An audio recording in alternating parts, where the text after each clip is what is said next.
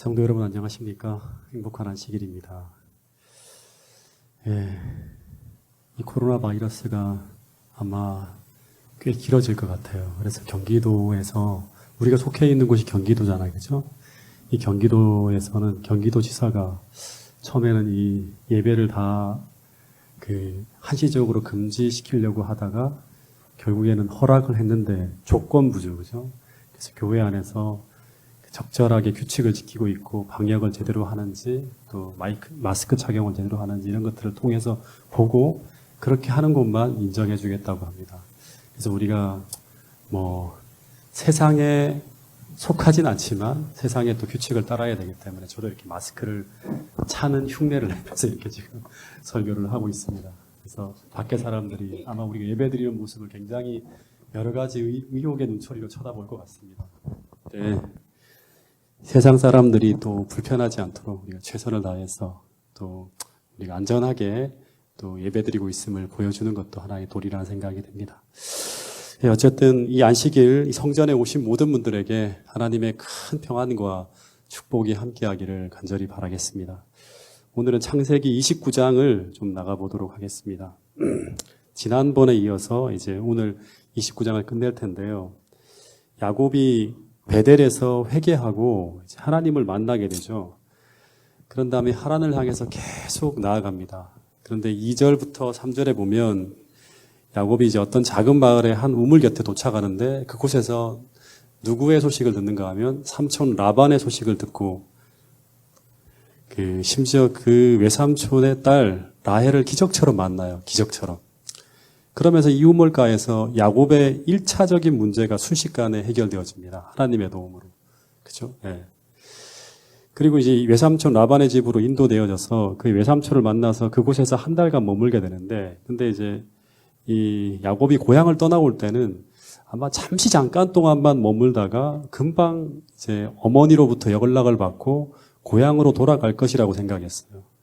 그래서 매일같이 고향에서 자신을 부를 날만을 막 기다리며 보내는데 그런데 부모님이 계신 그 고향집에서는 어떤 전갈도 오지 않는 거예요.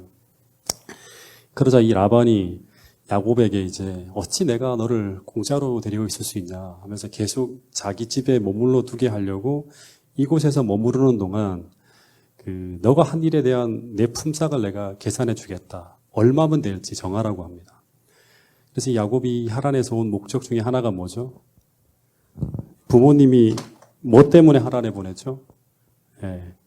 아내를 구하는 일이잖아요. 그래서 야곱이 말을 해요. 제가 마음에 정해놓은 한 여자가 있는데 그 여자가 누군가 하면 라헬이라고 하는 여자라고 하는 거예요. 그래서 제가 삼촌의 둘째 딸 라헬을 사랑하는데 그래서 제가 그 라헬을 위해서 지참금으로 내가 가져줄 게 아무것도 없으니까 7년간 무보수로 일할 테니 라헬을 제 아내로 달라고 합니다. 그랬더니 라반이 19절에 보면 그렇게 하라고 해요. 그래서 7년 동안 열심히 일하고 21절에 보면 드디어 7년이 다 찬 다음 이제 결혼식이 열려요. 그래서 22절에 보면 잔치를 하고 23절에 보면 그 잔치가 끝난 다음인데 이 7일간의 잔치가 끝난 다음에 야곱이 신방에 들어간 것이 아니라 문맥을 보면 그가 잔치를 하는 도중에 야곱이 신방에 들어갑니다. 제가 지난번 화요일 날 이 구절을 어떻게 이제 해석을 했는가 하면 잔치가 끝난 다음 7일 동안 기다렸다가 신방에 들어간다고 생각을 했는데 그 다음 구절을 보면 그렇지가 않아요. 이 잔치 도중에 첫날 밤 자신의 아내와 이제 동침을 하고 난 후에 아침에 딱 보니까 자신의 옆에 자고 있는 여자가 원래 자신이 결혼하기로 했던, 다시 말해 자신이 사랑했던 라헬이 아닌 레아입니다. 이 두 여자를 우리가 꼭 기억해야 돼요. 하나님 나라의 기초를 놓는 이제 두 여인입니다. 그래서 삼촌이 신부를 바꿔치기 한 거잖아요. 그래서 이 야곱이 라반에게 달려가서 어떻게 나를 속일 수 있냐고, 다른 것도 아닌 내가 평생 살 신부를 바꿔치기 한다는 게 말이 됩니까 하면서 막 항의를 하는데, 근데 그렇게 막 항의하는 이 야곱에게 라반이 뭐라고 하는가 하면 당시 그 지역의 관습에 의하면 절대로 동생을 먼저 시집을 보낼 수 없다고 하면서, 그래서 형이 먼저 시집을 가는 것이 형의 권리이고, 그래서 형제의 서열에 따라서 시집을 가야 되기 때문에 레아가 먼저 신방에 들어가는 것은 아무런 문제가 없다고 하는 거예요. 예. 근데 야곱이 이 말을 듣고 어떻게 반응했을까요? 아마 이렇게 말했겠죠. 그러면 왜 그것을 이제야 얘기하냐고, 처음부터 그런 얘기를 했어야 하지 않은가 하면서 삼촌한테 막 항의를 했을까요? 근데 라반이 이 이야기를 하면서 이 큰딸을 묘사할 때요. 큰딸을 묘사할 때 이 언니라고 쓴 표현은 이제 보통은 가돌이라고 써요. 형이라고 할 때, 형이나 언니라고 할 때 가돌이라는 표현을 쓰는데, 근데 여기서는 이 가돌이라는 표현을 쓰지 않고 베키라라는 단어를 썼어요. 이 베키라라는 단어는 장자에게 쓰는 표현이에요. 이 장자를 의미하는 단어를 썼는데 이것은 야곱이 형의 장자권을 속여서 빼앗은 것을 떠오르게 하는 그런 표현이에요. 가돌이라고 해야 되는데 그렇지 않고 베키라라는 단어를 쓴 거예요. 이 라반이. 그래서 이 라반의 이 말은 마치 너도 그랬잖아 라고 말하는 거예요. 예. 너도 사기꾼이잖아. 예. 그런 말을 하는 거예요. 예. 당연한 거 아니야. 뭐 이렇게 하는 게 너나 나나 그게 불편함이 없는 거 아니야. 이용하는 거 뭐 크게 불편하지 없냐 이런 게 얘기를 하는 거예요. 앞을 보지 못하는 아버지를 이용해서 대낮에 자신을 찰떡같이 믿고 있었던 아버지를 속였던 야곱이 뒤통수 쳤잖아요. 아버지의 뒤통수를. 이제는 똑같이 이제 낮에 이제 이런 일을 자기가 저질렀는데 그 반대로 깜깜한 밤중에 자신이 찰떡같이 믿고 있었던 외삼촌에게 뒤통수를 맞는 듯한 속임수를 지금 당하고 있는 거예요. 그리고 똑같아요. 패턴이. 에서가 이제 밖에 나간 다음에 밖에 나갔을 때 야곱이 어떻게 했죠? 에서로 변장을 했죠. 변장을 한 야곱을 이삭이 에서로 착각하고 축복을 했잖아요. 그렇죠? 근데 똑같이 라헬로 변장한 레아를 이 라헬인 줄 알고 품에 안으면서 거의 비슷한 속임을 당한 거예요. 네. 이것은 마치 속임으로 사는 자는 어떻게 된다? 언젠가 반드시 더 높은 잔꾀를 쓰는 자에게 속임을 당한다는 것을 보여주는 하나의 그대로의 어떤 모습이라고 하는 거예요. 요즘에 신천지로 인해서 온 나라가 참 시끄러운데요. 신천지의 포교수단 중에 하나가 뭐죠? 신천지의 포교수단 중에 하나가 뭐예요? 예, 모략전도라고 하는 거예요. 예, 모략. 이 거짓말을 사용하는 전도법을 쓰는 거예요. 그래서 신천지는 지금까지 이 모략전도법이 엄청나게 잘 통해서요. 성공에 성공을 거두면서 대한민국의 신흥 종교 집단 중에서 가장 빠른 속도로, 엄청나게 빠른 속도로 성장을 했는데 지금 이 코로나 사태로 완전히 무너지고 있어요. 그 이유는 뭔가 하면 이들이 하는 말을 세상이 믿어주지 않아요. 예. 그러니까 사람들이 이들이 어떤 말을 해도 지금까지 그들이 행해온 모습을 보면서 그들의 말을 믿어주지 않아요. 신뢰하지 않아요. 그러면서 세상에서 어떤 평가를 하는가 하면 이 신천지는 사라져야 할 악으로 지금 규정을 해요. 그래서 어떻게든 이 신천지가 하는 모든 사람들 다 찾아내서 어떻게 하죠? 사람들이 낙인을 찍어버리는 거예요. 예. 그래서 여러분, 여기서 또 하나 우리가 생각해야 될 게 뭔가 하면 거짓으로 흥한 세력은 그 토대가 무엇이다? 거짓이기 때문에 거짓으로 망하는 거예요. 여러분, 그래서 우리가 날마다 우리가 살아가고 있는 우리 삶의 기초가 성경적인지 신앙적인지 믿음의 토대 위에 내 삶이 올려져 있는지 늘 확인해야 되고, 만일 그렇지 않을 경우 우리의 삶이 허위적이고 죄악적으로 우리 인생이 살아왔다면 오늘 우리의 삶의 모든 기초를 허물고 야곱처럼 다시 세워야 한다고 하는 거예요. 왜냐하면 언젠가 그것은 어떻게 된다? 무너지는 거예요. 이게 산상수훈의 하나의 결론이잖아요. 네. 하나님 말씀을 듣고 행하지 않고 살아가는 그 삶은 어떻게 된다? 그 기초가 모래 위에 쌓아놓은 것이기 때문에 언젠가 위기가 찾아왔을 때 어떻게 된다? 무너진다고 하는 거예요. 그렇지만 성서적이고 하나님의 방법대로 우리가 믿음 위에 우리의 삶의 기초를 놓고 살아간다면 창수가 나고 비바람이 몰아치고 인생의 위기가 도래할 때 어떻게 된다? 그 기초가 반석 위에 올려놓은 것이기 때문에 무너지지 않는다고 하는 것입니다. 여러분, 오늘 우리가 어떤 방식으로 살아가는지 우리의 삶의 기초를 다시 한번 이 안식일 점검해 볼 수 있는 저와 여러분들이 될 수 있기를 간절히 바라겠습니다. 근데 야곱이 이런 일을 당하고 난 후에 아마 야곱이 이런 생각을 했을 거예요. 야, 그동안은 부모님의 품속에 있었잖아요. 예. 근데 내가 삼촌의 품속에 있는 줄 알았는데 그렇지 않고 내가 세상에 내던져진 기분인 거예요. 야, 내가 살아가는 세상이 이런 곳이구나 하면서 아마 보통 이제 사람들의 얘기로 하면 크게 배운 거예요. 와, 이런 곳이 세상이구나. 다시 말하면 어떻게 배우는가 하면 아무리 삼촌이라고 하더라도 어떻게 할 수 있다? 나를 속일 수 있고, 예. 심지어 가족까지 이용하면서 그렇게 술수에 능하고 얕고 이기적인 사람들이 어떻게 된다? 세상에서 성공하면서 손해보지 않고 살아갈 수 있는 세상. 예. 그게 바로 이제 야곱이 본 세상이에요. 예. 그렇게 살지 않으면 어떻게 된다? 맨날 이렇게 뒤통수 맞고 손해보고 빼앗기는 곳이 바로 어떤 곳이다? 세상이구나. 이런 생각을 했을 거예요. 그러면서 갑자기 분노가 막 치밀어 오르면서 이전의 모든 죄된 욕망이 다 일어나면서 그러면서 베델에서의 그 회심을 다시금 뒤집어 엎고 옛생활로 돌아가려고 하는 속에서부터 어떤 그런 욕망이 일어났을 거예요.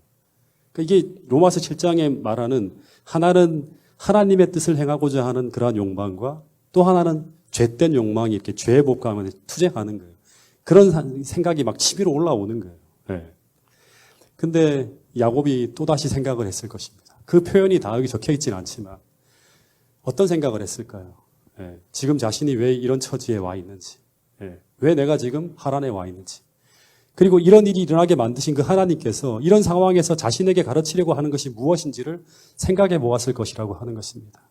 그리고 또 하나는 뭔가 하면 과거 베델에서 이런 일이 벌어진다 하더라도 옛생활로 돌아가지 않고 그리고 하나님께 철저히 굴복하면서 주의 뜻대로 살겠다고 다짐했던 그 기억을 떠올렸을 것이라고 하는 거예요.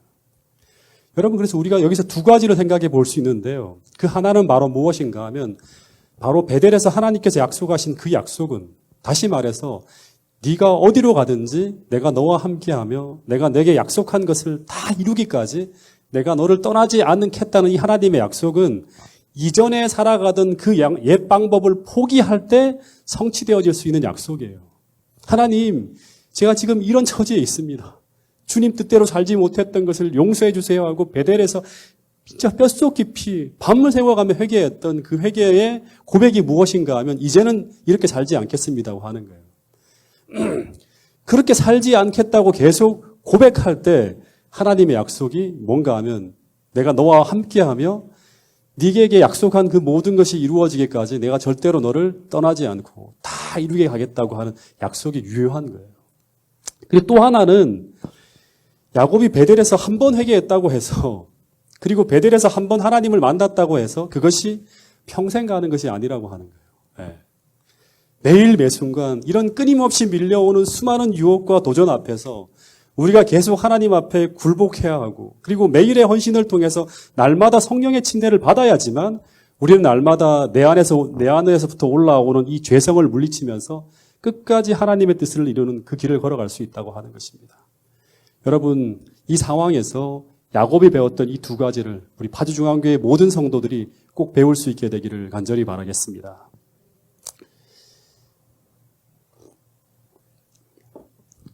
여러분이라면 이 신부가 바꿔치기를 당했어요. 삼촌이 이렇게 했어요. 여러분이라면 이때 여러분이 야곱이라면 어떻게 하겠습니까? 네. 이 결혼식을 어떻게 하겠습니까? 다 뒤집어 엎어버릴 수도 있겠죠. 네.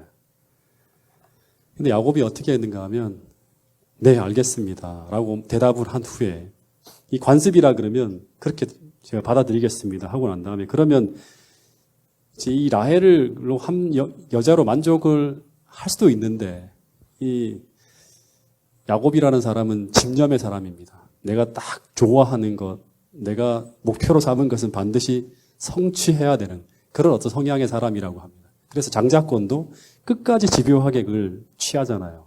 그런 것처럼 내가 목표로 하는 여자는 누군가 라헬이에요. 그래서 삼촌에게 뭐라고 하는 그게 간섭이라는 건 인정하겠습니다. 그러면 내가 어떻게 하면 저 라헬을 얻을 수 있습니까? 라고 이제 물어요. 저는 레아하고는 살 수 없습니다.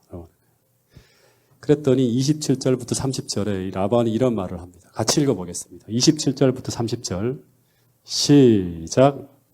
이를 위하여 7일을 채우라. 우리가 그도 내게 주리니 내가 그를 위하여 또 7년을 내게 봉사할지니라. 야곱이 그대로 하여 그 7일을 채우매 라반이 딸 라헬도 그에게 아내로 주고. 예. 그다음에 그다음에 조금만 더 읽어보세요. 라반이 또 그 여종 빌하를 그 딸 라헬에게 주어 시녀가 되게 하매 야곱이 또한 라헬에게로 들어갔고 그가 레아보다 라헬을 더 사랑하고 다시 7년을 라반에게 봉사하였더라. 예. 먼저 이 라반은 먼저 7일을 채우라고 합니다. 이 7일을 채우라는 말은 뭔가 하면 결혼 잔치가 일주일간 되는 거예요. 일주일간 되는 거예요. 근데 잔치가 시작될 때 야곱은 자기가 속은 것을 알아요. 그래서 이 잔치를 깨려고 하는 거예요. 이게 말이 됩니까? 하면서 잔치를 뒤집어 엎으려고 하는 거예요. 그랬더니 라반이 결혼 잔치가 끝날 때까지 7일 동안 판을 깨지 말라고 하는 거예요. 예. 왜냐하면 성읍의 모든 사람이 다 이게 축하연에 참석을 한 거예요. 친척이고 다 왔는데 여기서 야곱이 신부가 바뀌어졌다고 하면서 이거는 무효라고 하면서 삼촌 라반이 나를 속였다고 하면 어떻게 될까요? 이 라반의 처지가 굉장히 난처해지는 거죠. 예.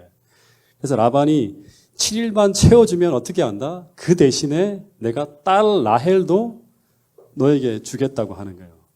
그리고 그 대신에 어떻게 알아? 레아도 버리지 말라고 하는 거예요. 왜냐 그러면 레아고 버림받으면 큰일 나잖아요. 버리지 말고 두 여자를 아내로 두라고 하는 거예요. 그리고 그 대신에 라헬을 그럼 공짜로 주겠습니까? 라고 했더니 그렇지 않고 이 라헬을 위해서도 어떻게 알아? 이 여자도 네 여자고 이 여자도 네 여자니까 지참금을 그러면 2배로 내야 될 거 아니야. 그러니까 7년을 더 봉사하라고 하는 거예요. 예. 근데 저라면 만약에 보통 사람들 같으면 어떻게 할까요? 아니 제가 언제 레아를 달라고 했습니까? 라헬만을 위해 내가 7년 봉사하면 되는 거 아니에요. 7년 더 봉사하라는 게 말이 안 됩니다 하면서 거절할 수도 있어요. 근데 야곱이 뭘 생각했을까요? 그래, 내가 손해를 보자. 이게 바로 그리스도인의 정신이다 하면서 7년간 더 봉사하겠다고 이 제안을 수락합니다. 그리고 일주일이 지나간 후에 어떤 일이 벌어지는가 하면 이 라헬도 자신의 아내로 맞이해요. 그러니까 일주일 상간에 두 여자를 다 얻게 되는 거예요. 그러니까 7년 후에 라헬을 얻는 게 아니라 일주일 상간에 두 여자를 다 얻는 거예요. 그 대신에 7년간 무료 봉사를 요구하는 야반의 요구를 들어줘서 총 14년 동안 이 라반을 위해 무료 봉사를 합니다. 7년만 하면 되는 무료 봉사를 13년 동안이나 하는 거예요. 엄청나게 긴 시간을 다 보내는 거예요. 근데 여기서 또 하나 생각해야 될 것은 뭔가 하면 중요한 겁니다. 이유야 어찌 되었거든 야곱이 한 번에 두 여자를 아내로 맞이하는 것은 이거는 모세의 율법에 의하면 죄예요. 금지된 법이에요. 하면 안 되는 거예요. 다시 말해서 일부 다처와 중혼이에요. 일부 다처와 중혼. 결혼을 동시에 이렇게 이제 같은 결혼식 속에 두 여자를 이제 아내로 받아들이는 거예요. 근데 이제 이 두 여자를 통해서 하나님 나라의 기초가 되는 12아들이 탄생되어져요. 여기서 12지파가 만들어집니다. 그리고 이 두 여자를 통해서 하나님께서 별과 같이 많은 자손을 퍼뜨리게 하겠다고 하는 자손의 축복을 또 얻어요. 이 야곱이. 근데 아무리 이 두 여자를 통해서 하나님의 나라가 기초가 세워진다 하더라도 중혼과 일부 다처는 정당화될 수 없는 겁니다. 죄예요. 다시 말해서 비록 하나님께서 야곱의 연약함과 인간의 가호를 반전시켜서 그 12명의 자녀를 통해서 하나님 나라의 기초를 세우셨지만 야곱의 애정으로 인해서 야기된 일부 다처와 중혼을 하나님께서 인정한 것은 아니다고 하는 거예요. 정말 중요한 거예요. 그래서 이 일로 인해서 이 가정은 하나님 나라가 이루어져가는 과정 속에서 평안하게 갈 수 있었는데 그렇지 않고 상상할 수 없는 큰 고통과 문제를 겪게 된다고 하는 게 성경의 이야기입니다. 특별히 재림교회 성경 주석을 보면 이 결혼에 수반된 질투와 불행은 한 남자가 동시에 두 자매와 결혼하는 것을 금지한 모세의 특정적인 금령에 대한 하나의 해설이라고 하는 거예요. 다시 말해 이렇게 살면 이런 문제와 고통을 겪게 된다고 하는 해설서와 같은 이야기가 쭉 야곱의 생애를 통해서 펼쳐지고 있었다고 하는 거예요.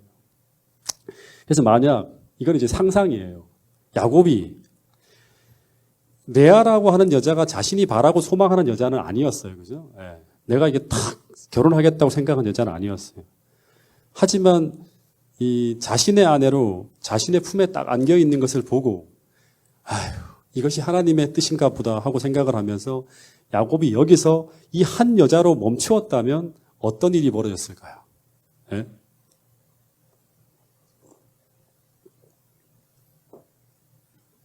다시 말해서 이미 레아와 동침을 했잖아요. 그러니까 이 레아는 버릴 수가 없어요.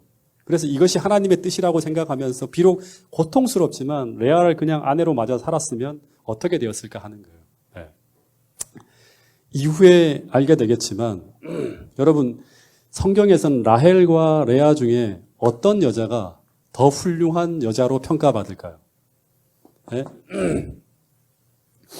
하나님은 어떤 사람을 더 훌륭한 아내로 생각했을까요? 네?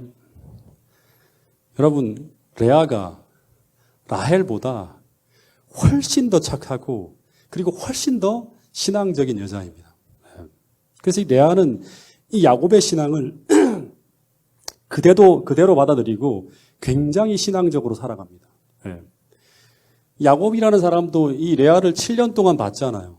7년 동안. 그죠? 함께 살면 7년 동안 봤기 때문에 이 레아가 정말 착한 여자라고 하는 사실을 그래서 다 알아요. 그래서 과정이야 어찌되었던 이 자신의 아내로 이 레아를 맞아서 평생 레아를 사랑하며 살았다면 그랬다면 아마 이 야곱이라고 하는 사람의 앞으로의 인생은요.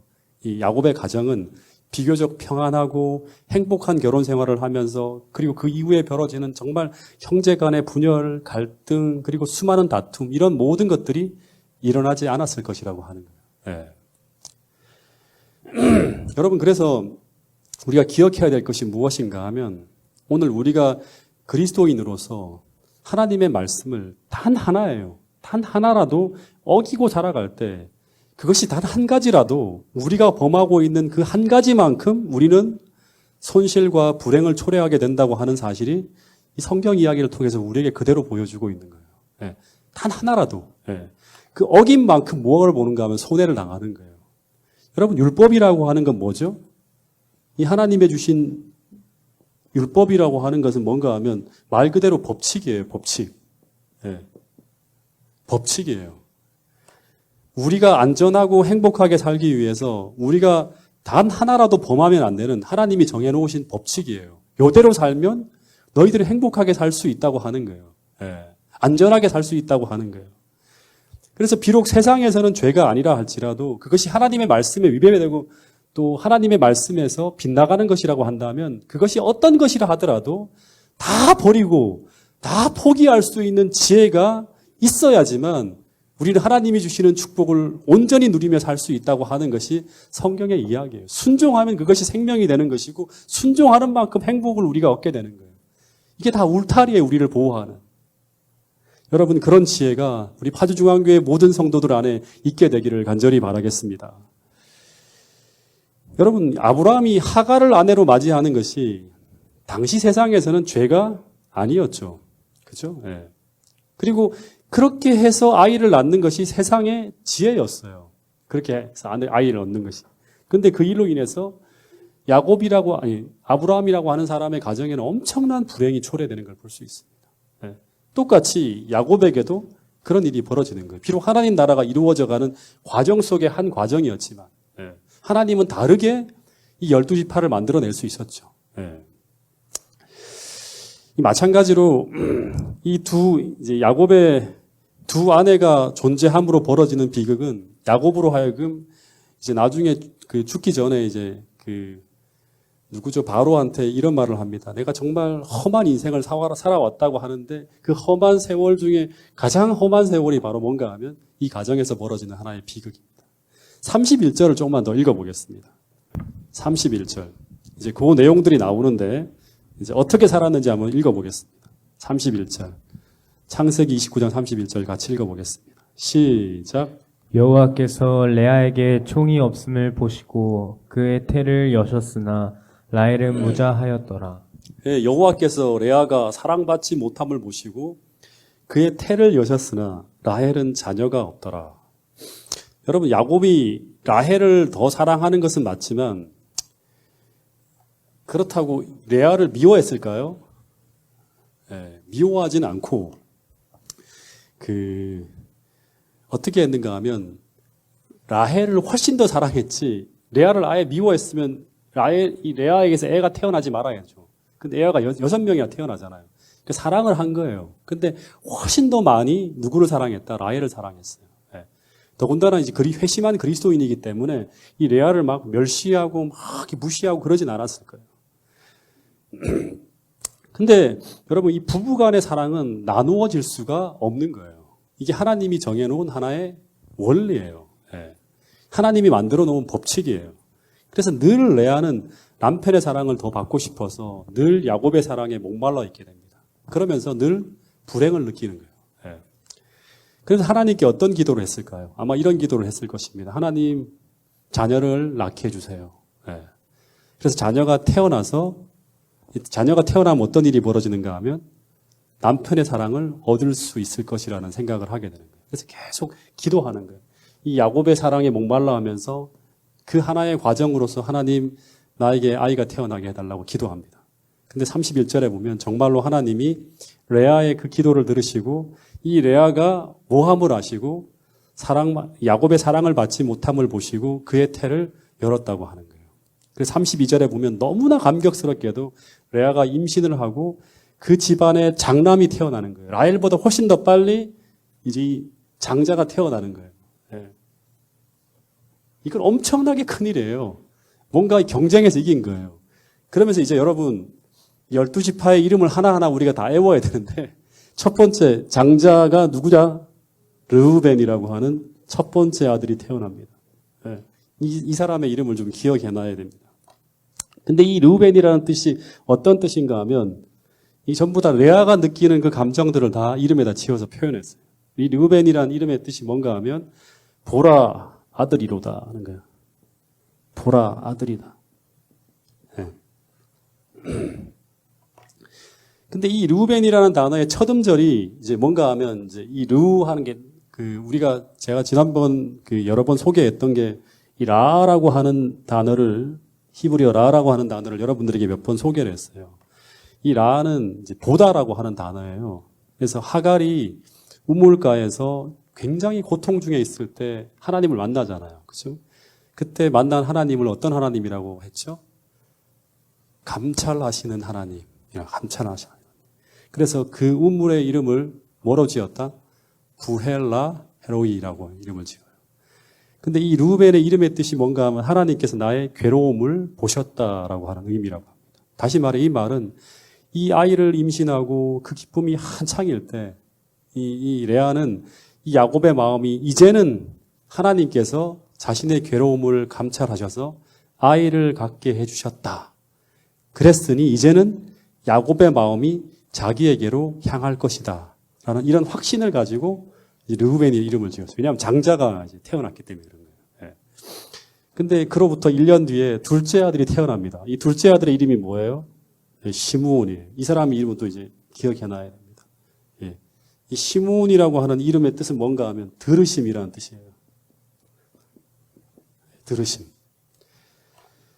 이 단어의 의미를 학자들은 어떻게 해석을 하는가 하면 아마도 하나님이 이 레아가 여전히 야곱의 사랑을 받지 못하고 얼마나 외로워하며 슬퍼하고 고통을 당하고 있는지 하나님께서 어떻게 했다? 다 들으셨다고 하는 거예요. 그래도 이렇게 그런 걸 들었다고 하는 거예요. 예. 그래서 하나님께서 여전히 너를 축복하고 있다고 하는 하나의 증거로 또 하나의 아이를 태어나게 만들었는데 바로 이 시므온. 내가 너의 고통을 다 듣고 있다고 하는 거예요. 예. 예. 그리고 셋째 아들이 또 태어나요. 셋째 아들의 이름이 뭐죠? 레위예요, 레위. 예. 그 레위의 이름의 뜻은 뭔가 하면 연합이라는 뜻이에요, 연합.